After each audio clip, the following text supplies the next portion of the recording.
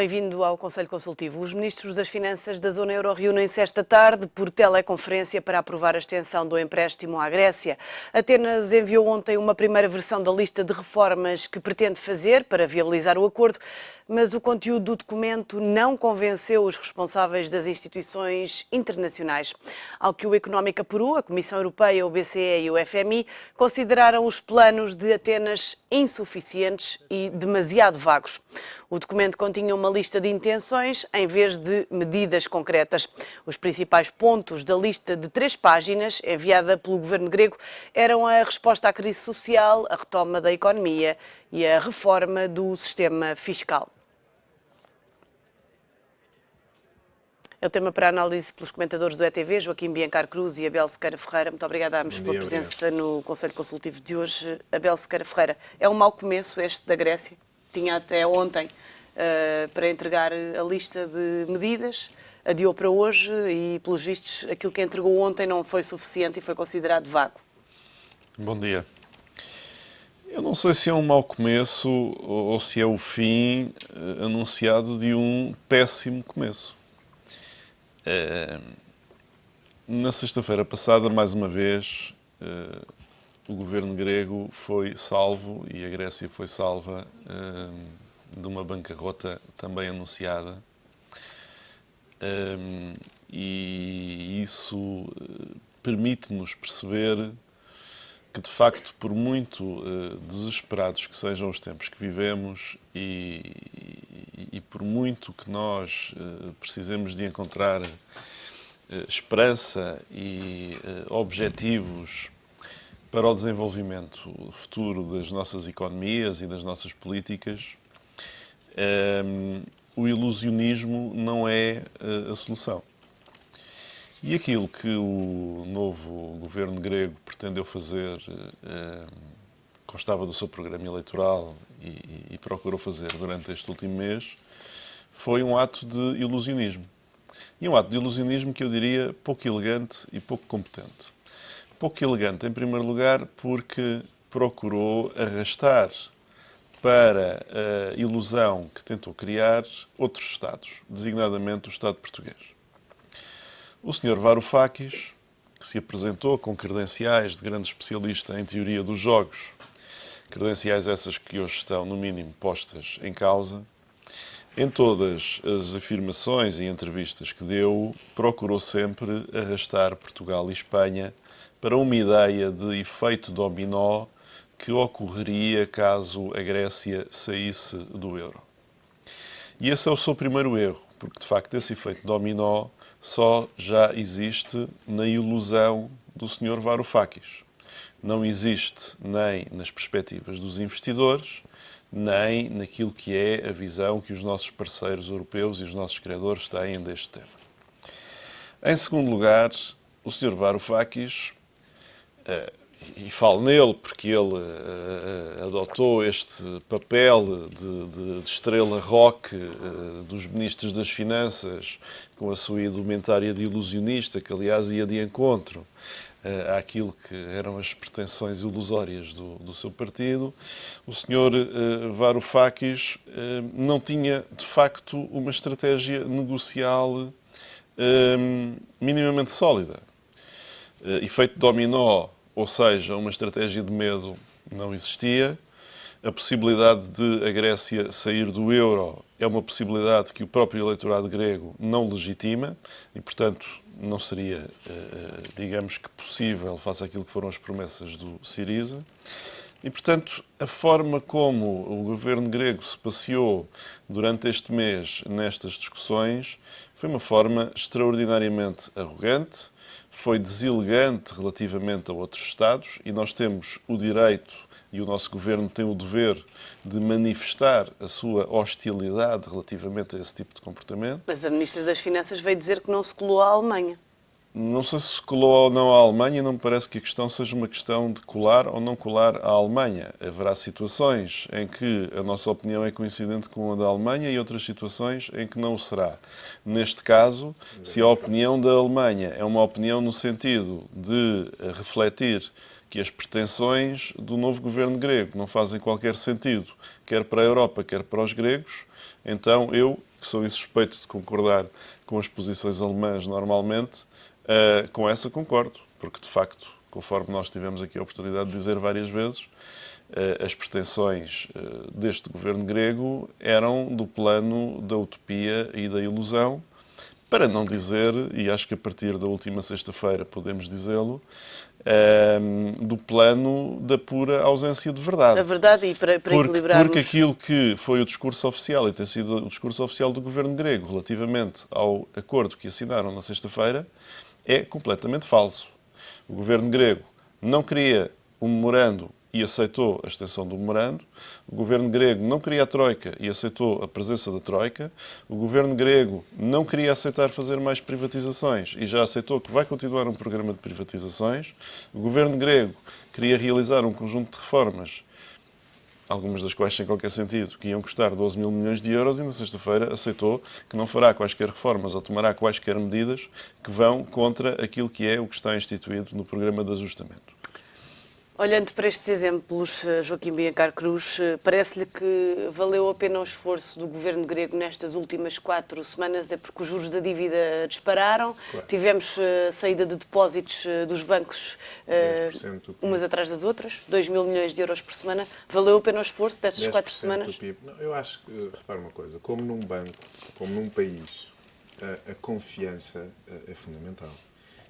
Independentemente do folclore que se possa existir numa campanha eleitoral e que eventualmente leva que, oxalá, até a democracia portuguesa tem tido cada vez um debate mais sólido e menos folclórico e popular nessa matéria. É evidente que ainda está muito aquém daquilo que gostaríamos de chegar, mas nessa matéria a Grécia, nesta campanha eleitoral, retrocedeu. Quer dizer, parecia que estávamos ali numa campanha eleitoral quase regional, ou aquilo que era dito, aquilo que era referido, aquilo que as pessoas caíram, esta tal ilusão. E a ilusão já é dita por próprios partidários do Syriza.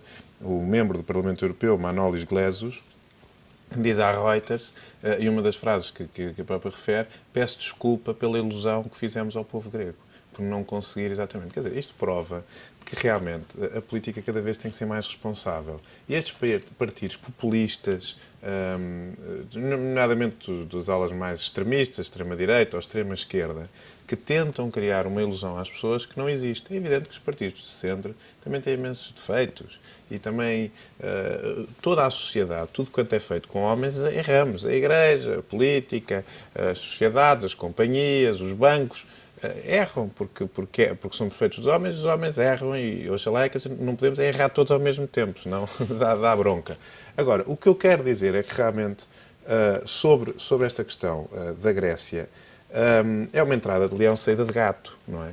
Porque nós, como se diz na gíria popular, e esta sobranceira, que realmente eu acho, quer dizer, esta ideia sobranceira que o próprio Abel referia, do Sr. Ministro das Finanças grego, dizer sim, mas não é só o meu problema, também é o problema de Espanha, de atrasar. E este distanciamento, que acho que muito bem que o governo português e espanhol fizeram, independentemente agora ele dizer que estão colados à Sra. Merkel e fazer... Nós até vimos, quer dizer, o partido irmão, agora todos querem ser irmãos do Syriza, agora já não sei se todos querem. Agora o PS também queria ser irmão do Syriza, agora também dá-me ideia que já não quer. Mas o PS diz que Portugal devia aproveitar alguma flexibilidade que seja concedida repara aos uma gregos. Coisa, nós, já viu a tendência da descida da taxa de juros da dívida portuguesa nos últimos tempos com uma crise grega? Quer dizer, nós temos beneficiado em determinada linha com esta pela Mas também é verdade que os gregos fizeram mais reformas do que Portugal. Mas onde é que eles partiram? Partiram muito mais atrás do que nós. Nós sabemos que o sistema fiscal deles é uma anedota, não é? Quer dizer, ainda outro dia referimos aqui em algumas questões, nomeadamente nos IMIs, nos IRS, a própria, quer dizer, as idades das reformas aos 50 e tal anos, quer dizer, não há nenhuma sociedade, nem a sociedade mais rica do mundo vivia da forma como os gregos vivem. Eu percebo que eles têm um bom tempo, têm praia, aquilo deve ser assim um bocado mais atrativo para estarmos a ter uma boa vida. Mas as sociedades têm que trabalhar e há mínimos. O que é que nós todos queremos? E eu só queria concluir isto. Independentemente de ser Portugal, na Grécia, toda a gente quer isto. E não é cumprir. Nós queremos um Estado mínimo, eficaz, que seja barato e que faça aquilo que é fundamental para nós, consideramos, em termos sociais, de educação, de segurança, de defesa, de justiça, mas que seja barato e eficaz. Porque o que nós não queremos é estar sobrecarregados de impostos. E, portanto, as reformas do Estado, e quando nós vimos até Mas em Portugal a reforma do Estado ficou por fazer. Há coisas que foram feitas, mas estamos muito aquém ainda. E, infelizmente, devido a populismos partidários e falta de patriotismo, não é? Não houve acordos suficientes, até transversais, das principais forças políticas portuguesas, que, para mim, deviam desenhar determinadas reformas a 10, 15 anos. E não é estar agora rei morto, rei posto. Daqui a 4 anos é uma coisa, diz um, depois daqui a 4 anos é outro, depois daqui a 3 anos. Há determinadas linhas de orientação de reformas do Estado que devem ser negociadas com os principais partidos. E os principais partidos devem estar de acordo com elas e não sair dessas linhas. Porque nós não podemos andar em zigue-zagues. Nós, como que eu lhe dizia, quer dizer, nós queremos é pagar o menos possível para o Estado, mas que o Estado faça um bom trabalho. E temos que perceber o Estado que podemos pagar. E o Estado que Portugal pode pagar não é, com certeza, um Estado que tenha as dívidas e os déficits que mantinha até aos últimos anos. Abel, a verdade é que a Grécia começou mais atrás, mas diferenças entre Portugal e Grécia são grandes. Nas finanças públicas os gregos esforçaram-se mais, fizeram cortes mais profundos na despesa, são melhores do que nós no saldo orçamental, ganharam competitividade, etc. Tiveram uma taxa de desemprego próxima de 30%.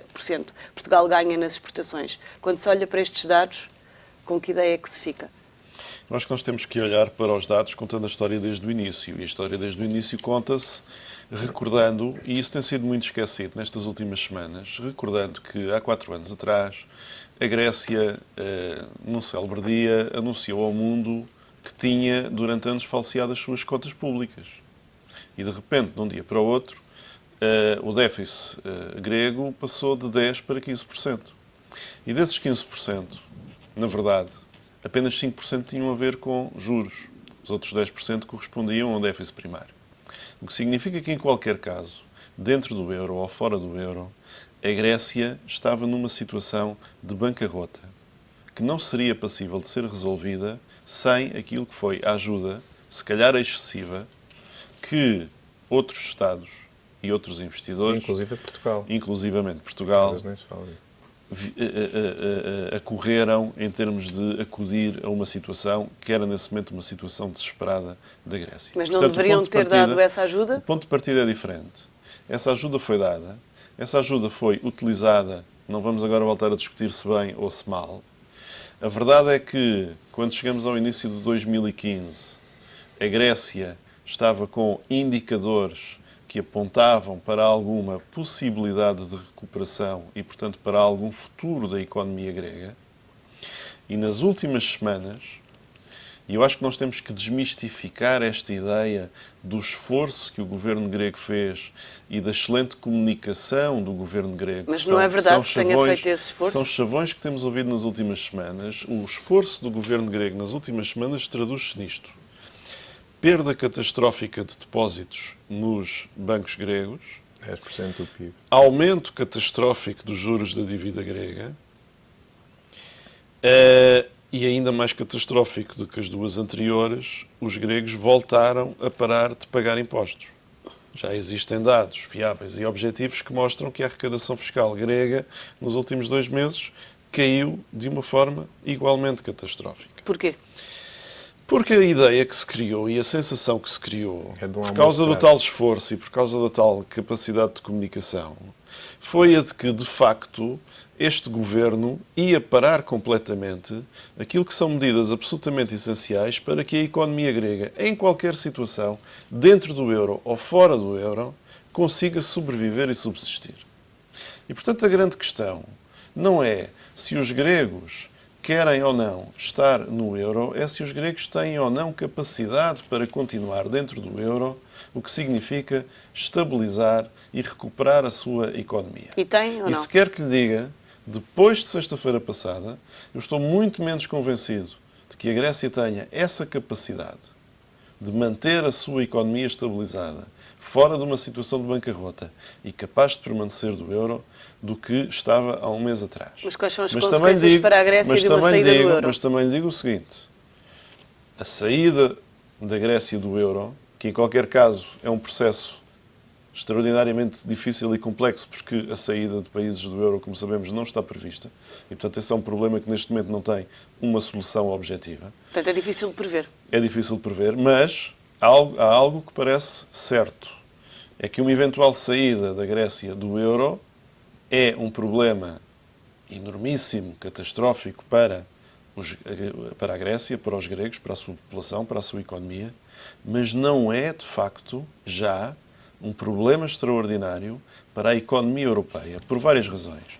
Os credores estão reforçados, o risco de crédito em relação à Grécia está hoje muito mais disseminado do que estava, o risco de crédito relativamente à Grécia não está hoje nos particulares, está sobretudo no Banco Central Europeu e, portanto, salvaguardado por mecanismos de estabilidade que têm uma capacidade para suportar esse choque que não tinham há 4 anos. O efeito de dominó que os gregos pretendiam, deselegante, e eu diria de algum modo até traiçoeiramente em relação aos países de que deviam estar mais próximos, não vai existir e os investidores têm-no demonstrado ao longo das últimas semanas. No pico da crise desta discussão com a Grécia, os juros da dívida portuguesa estavam nos seus mínimos históricos. E, portanto, não há, de facto, uma situação de pânico, de colapso do sistema que existia há 4 anos atrás. E esse foi o outro grande erro de cálculo e de perspectiva e de visão do nosso especialista na teoria dos jogos, o Sr. Varoufakis, que aparentemente não conseguiu perceber isto em devido tempo. Joaquim, partilha desta opinião? Uma eventual saída da Grécia do euro não traria grandes consequências à Europa como um todo? É evidente que em termos políticos, geopolíticos, traz, não é? Porque a Grécia está onde está em termos da geografia militar, política. A Grécia tem uma importância muito grande da Segunda Guerra Mundial. E é por isso que o Estado grego vive à custa de outros Estados há 3 séculos. Exatamente. E, portanto, em termos geopolíticos é evidente que existe. E, portanto, há aqui, e é essa a grande preocupação dos Estados Unidos, mais do que a económica, porque quem está a pagar a fatura económica da Grécia não são os Estados Unidos, é a Europa inteira. E, portanto, é essa que é a grande preocupação de fundo do Sr. Obama, e não tanto da economia, nem do que se está a passar com o povo grego. E ainda mais com a crise que vem dos ventos de leste e a crise árabe ali muito perto. Portanto, a Grécia ainda ganha mais importância nesse ponto de vista e portanto, torna a porta da Europa mais à frente desse mapa político. Relativamente à parte económica, é evidente que eu pessoalmente não gostaria que a Grécia saísse e, portanto, acho que é um todo, torna a Europa mais forte. Agora, nós também temos que perceber o que é que as pessoas querem, não é? E o que é que as pessoas... temos que respeitar o voto das pessoas. Eu não sou melhor do que o povo grego. Se o povo grego considera que realmente se revê neste tipo de política, revê neste tipo de pessoas, revê neste tipo de chavões, se revê neste tipo de facilitismo que lhes foi dado. Mas não foi isso que se viu. A maioria dos gregos se fosse votante do Syriza, da austeridade. Não, mas eu se fosse votante do Syriza, quer dizer, esta tendência até de não pagamento de impostos, depois do facilitismo que foi vendido, eu se calhar também deixava de pagar impostos, não é? Porque deram um ar, como dizia um ex-professor de economia meu, que era conhecido, dentro dos tais almoços grátis, não é? Quer dizer, foram sucessivos almoços grátis que foram vendidos até ao dia das eleições. E, portanto, aquilo era uma verdadeira ceia grátis que as pessoas acharam que embarcaram naquilo. Mas eu não estou a dizer que sou melhor que essas pessoas, quer dizer, as pessoas quiseram aquilo, querem aquilo, revêem-se nesse projeto, no seu contexto. Eu não vivo todos os dias na Grécia, portanto, não sei o que é que se lá passa. Portanto, se eles consideram que aquilo é importante para eles. Pronto. Agora, eu só queria referir ao seguinte e acrescentar um bocadinho o que o Abel disse. Este documento que foi referido, este primeiro documento que foi enviado às instâncias europeias, por aquilo que se sabe, eu não li o documento, e por aquilo que se lê, parece que foi assim uma carta até para gozar, não é? Foi assim uma coisa tipo intenções, parece aqueles manifestos eleitorais, às vezes até mais pequenos, porque depois vem um programa político, antes da apresentação do programa político, quando vem as eleições legislativas, às vezes faz assim um manifesto eleitoral, 3 ou 4 páginas, assim, um conjunto de intenções maravilhosas, toda a gente concorda, toda a gente pode assinar com aquilo, mas verdadeiramente, quer dizer, quando estamos numa seriedade, um problema destes, e há 2 meses já com sinais tão graves, eu acho que nem sequer as autoridades gregas são responsáveis com aquilo que têm na mão.